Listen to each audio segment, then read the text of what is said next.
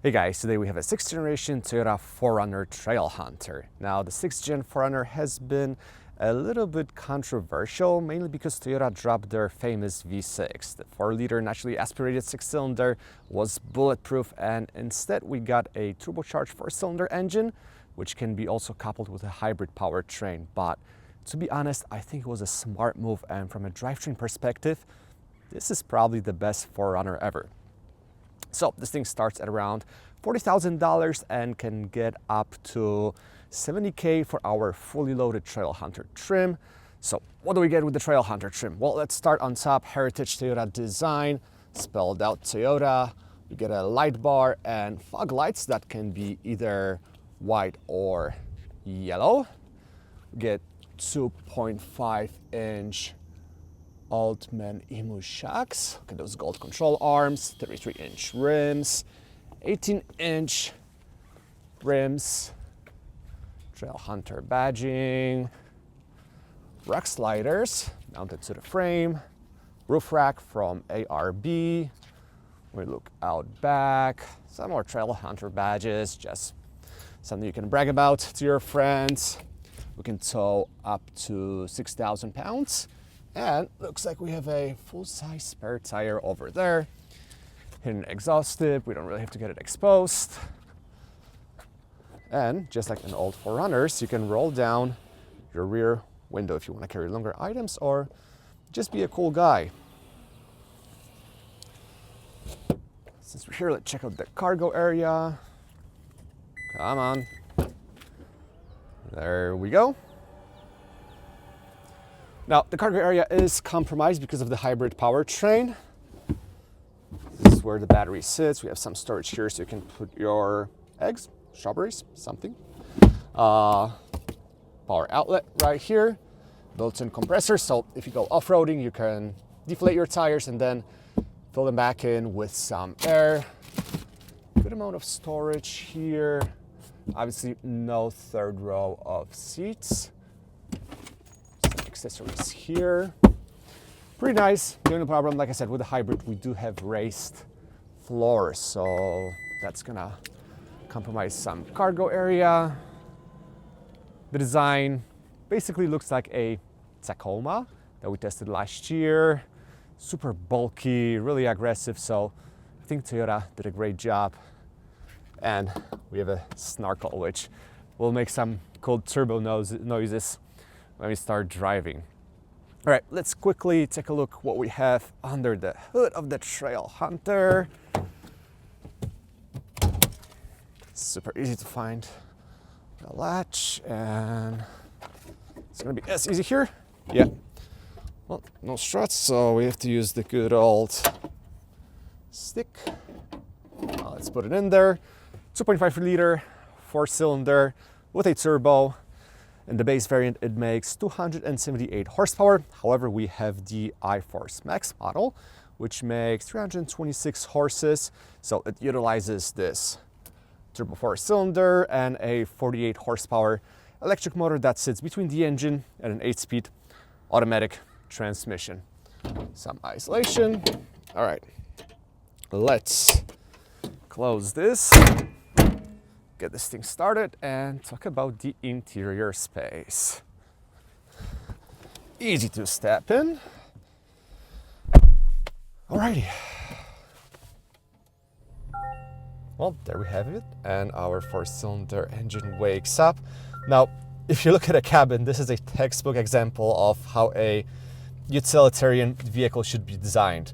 Lots of physical controls. Can you guys believe that? We have physical controls for climate and all of its functions. You want to turn your heated steering wheel on, boom, you have it here. Adjust the temperature, change the fan speed. Everything is just so intuitive and I love it. It's also very big, so if you have your gloves on or have big hands, well, it's going to be easy to operate this thing. Electronic parking brake. We have our 4-wheel drive system, so 2 high, 4 high, 4 low, so we do have a 2-speed transfer case. Different drive modes, on road. I can search the web for that when you're finished driving. No, I think we're good. No. The technology in cars these days. Well, I guess I'm sitting on my phone. So Let's put it in a dedicated spot. We have wireless charger, quick access to our camera views. We'll put it into drive. We should be able to have more views, including an off-road mode, which gives us some information, our pitch and roll, have automatic camera system, select multiple views. We can disconnect our stabilizers, part of the Trailhunter trim, lock the rear diff, decent storage here, not too bad here either. Plenty of storage space, which I love in a utilitarian vehicle.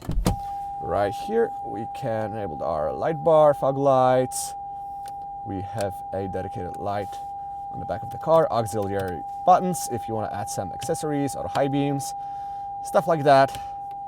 And what I really appreciate is we have manual headlight leveling. So if you have some extra load, you're towing, do other things, it is easy to adjust the beams so you don't blind the upcoming traffic, which is very common in the US. Backseat area, the door opens pretty wide, so we have to get start, but the space isn't all that great. I'm 6'1", that's my driving position, basically have no room for my feet. It is better than in a Tacoma, which was super cramped, but still not really family friendly. Good materials here. Armrest, vents, two USB-C charging ports, and just an awesome dashboard design. Great mix of different textures, rubberized plastics. I really like what Toyota did here. I think they know their target audience and they know what the car is made for. Nothing crazy. So, yeah, can we drop the seats here? That's one thing I didn't check, not gonna lie. Well, there we have it. Boom. Drops like that, so some extra storage here. And if you want to carry longer items, you can easily drop the seats and also adjust the angle of your seat. Alrighty, so what do you guys say? We go hit some trails.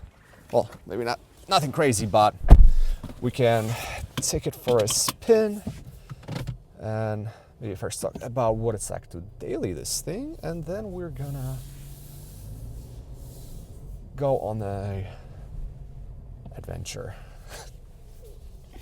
Okay, so the new 6th gen 4Runner, it has been a subject of controversy for many because it's not as purely mechanical as the old 5th generation was. We lost the V6, but I think the powertrain change was a change for better.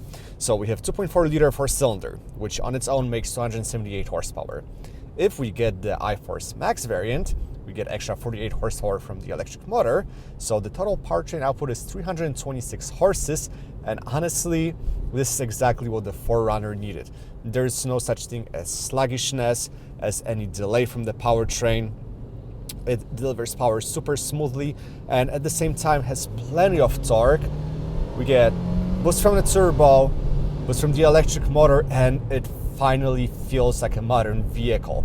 The 8-speed automatic transmission also does a decent job. There's no gear hunting, there's nothing that makes you not want to drive the car. Yes, I do miss the old sound of the V6 and the fact that it was just a bulletproof unit, but this one doesn't sound bad either. And with the snarkle that we have, we can hear all those cool turbo noises. Let's see if we can just roll down the window and put into manual mode. I mean, how awesome is that?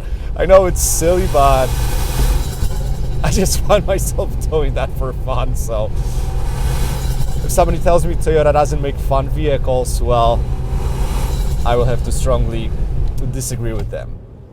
As of driving, it's also an improved vehicle. So the ride quality is on a, I don't want to say stiffer side, but you know that it's a body-on-frame SUV.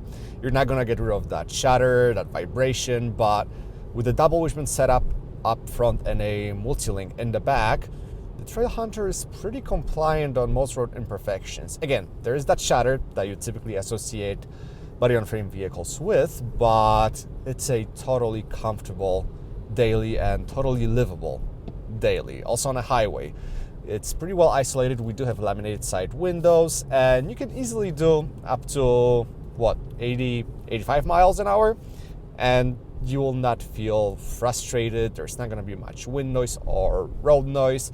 The wheel wells are pretty well isolated, so even with all-terrain tires, it is pretty quiet.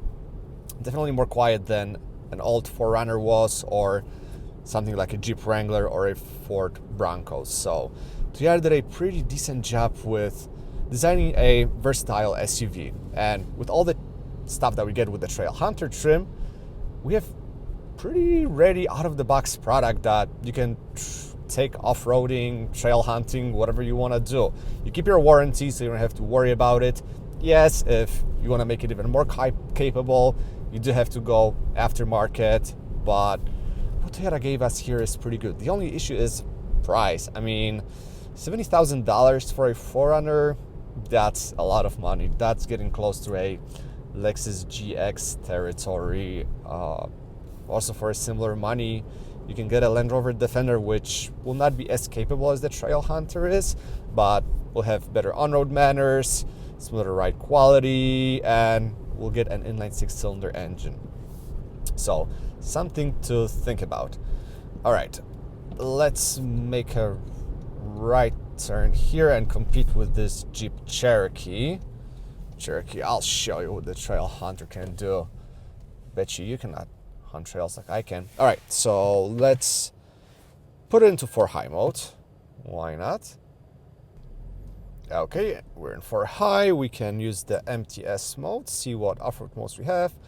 Automatic, dirt, sand, mud, deep snow. Well, we are on a dirt road, so let's use that and have a little bit of fun.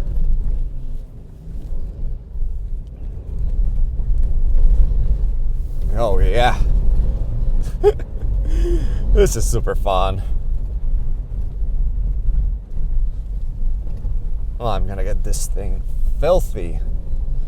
Well, this is where we would usually test our approach and departure angles, but unfortunately not gonna happen this time. So yeah, even on those dirt roads that are full of potholes and all the mud, the Trailhunter is doing very, very well. Obviously, that's a road that you can take any SUV on and you'll be just fine, but kind of cool to see how it behaves and have a little bit of fun in this thing. Good traction, can't complain about that at all. And also having a chance to drive the 4Runner in snow is a pretty effective 4-wheel drive system. I mean, Toyota has a big heritage in making off-roaders, and they have nothing to be ashamed of. So, yeah, just a quick review of the new 4Runner Trailhunter. My schedule is very tight, so I wasn't able to do a full-blown review, but I hope you guys like this form as well. Obviously, as always, if you have any questions about this thing, drop a comment and I'll be more than happy to answer them. Thanks so much for watching, and I'll catch you all later.